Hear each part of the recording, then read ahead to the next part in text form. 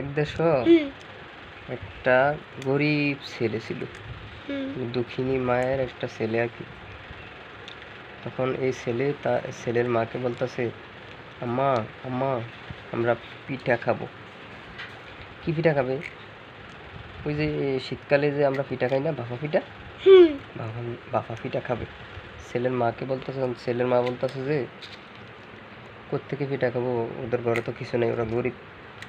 তখন এই ছেলে কি করছে, ওই পার্শ্ববর্তী একটা ধনী বাড়িতে পিঠা বানাইয়া ওরা খায় আর কি। তখন ছেলে কি করছে, এই যেই বাড়িতে পিঠা বানাইতেছে ওই বাড়িতে গেছে।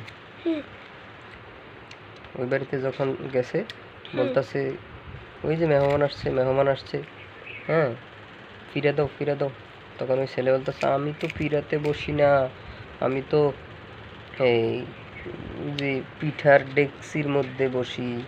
তখন কি করছে, ওরা ওই যে পিঠার যে ডেকচিটা আছে, ওরা পিঠা বানাইছে, পিঠার ডেকচিটা দিছে। তখন সে কি করছে, এই পিঠার ডেকচিটা পিছনে বসছে, যে বসে পিঠার ডেকচিটা এভাবে দৌড়া দৌড়ে বাড়িতে চলে আসছে। বাড়িতে আইসা ইচ্ছা মতন বসে বসে পিঠা খাইছে। পিঠা খাইয়া মনের আউস মিঠাইয়া পিঠা খাইছে। বুঝছো? আজকের গল্প এতটুকুই। ঠিক আছে।